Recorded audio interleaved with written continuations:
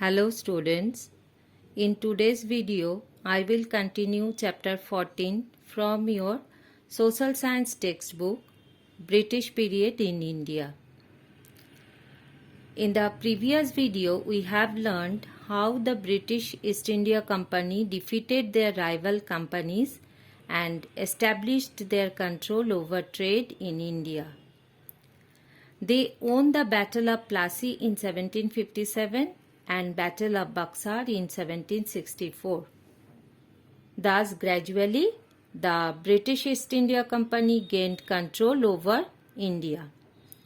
Now, the British started exploiting the people of India for their own gains. They forced the Indian farmers to grow cash crops like indigo and cotton and sent this to British factories.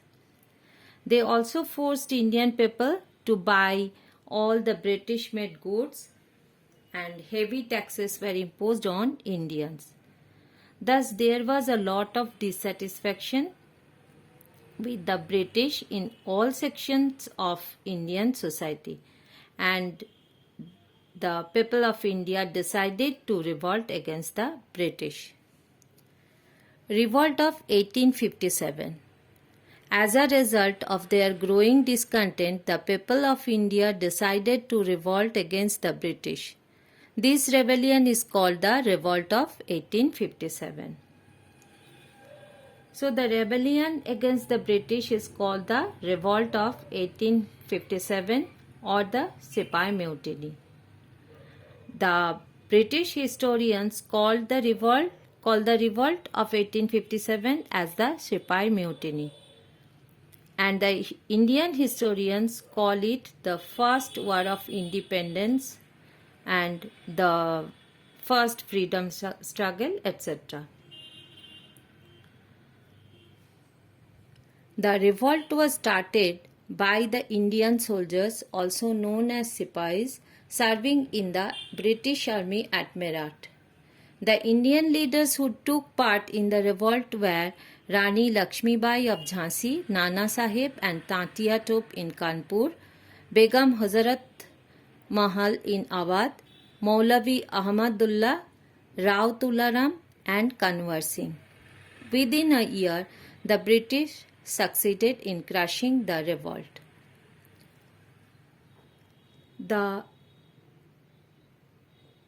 two reasons that sparked the revolt were, first one is that the British introduced a new rifle called Enfield rifle, and to load the rifle the soldiers had to bite off the bullets with their mouth, and the rumor was that the bullets were being graced with cow fat and pig fat, and this angered both the Hindu and Muslim soldiers.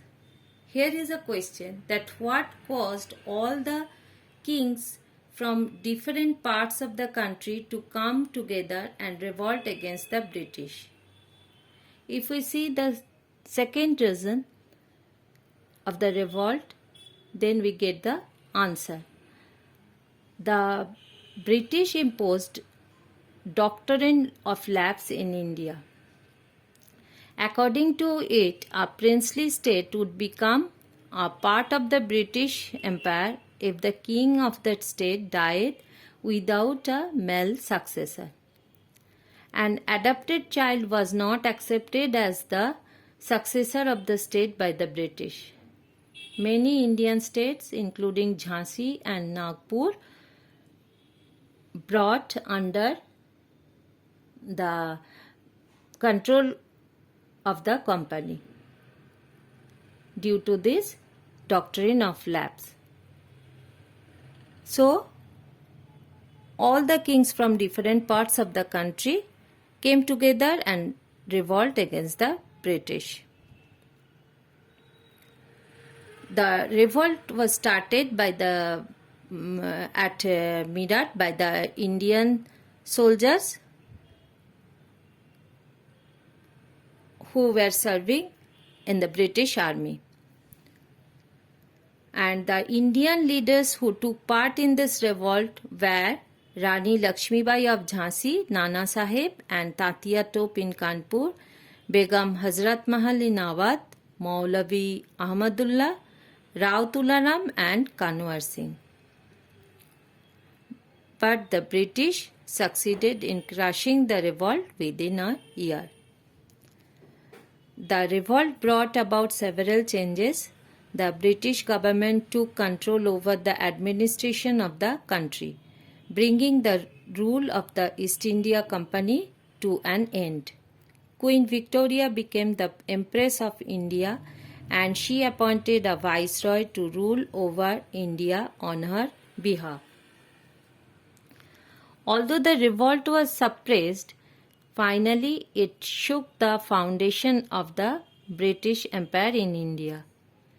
After the revolt was suppressed, many unfair laws were imposed on Indian people. The rule of the East India Company ended and India came under the direct rule of the British government. And the British government took control over administration of the country. Queen Victoria became the Empress of India and appointed viceroys as her representatives to rule over India on her behalf. And Lord Canning was the first viceroy of India. Spread of new ideas and social reforms. The educated Indians worked towards social reforms.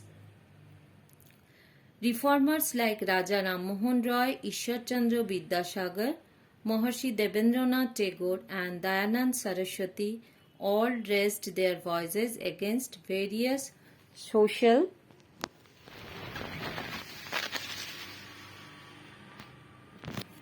evils like child marriage, caste system, female infanticide and sati. They also encouraged education for women and were in favor of widow remarriage. Those days, the Indian society was trapped in various social levels and wrong beliefs like child marriage, female infanticide, sati and caste system. The educated Indians learned about the cultures of various countries and studied their own ancient books like Vedas and Puranas. They wanted to bring changes and improvement to the social system and hence were called social reformers. They were Raja Ram Mohan Roy, Ishwar Chandra Vidyasagar, Maharshi Devendranath Tagore and Dayanand Saraswati. They encouraged female education, widow remarriage, etc. and protested against Sati Pratha. Indian National Congress. The people understood that the British were not interested in developing the nation but in accumulating riches for themselves. In 1885, A.O. Hume founded the Indian National Congress, INC. INC is the short form of Indian National Congress. It aimed at involving the educated Indians in the country's administration. Dadabhai Naoroji, Badruddin Tayyabji, Firoz Shah Mehta, Surendranath Banerjee and Gopal Krishna Gokhale were some prominent members of the INC. The educated Indians understood that the British government were not really interested in developing the nation, but only interested in getting rich. The British government wanted the Indians to remain poor and dependent. In 1885, Indian National Congress was established by A.O. Hume. Its aim was to involve educated Indians in the country's administration. The prominent members of the INC were Dadabhai Naoroji, Badruddin Tayyabji, Firoz Shah Mehta, Surendranath Banerjee and Gopal Krishna Gokhale. Later on, The Congress became popular among common Indians, but the British did not like the increasing popularity of the Indian National Congress. We will learn more about this in the next chapter. So students, this is the lesson for today. See you all in the next video. Till then, keep learning. Bye students.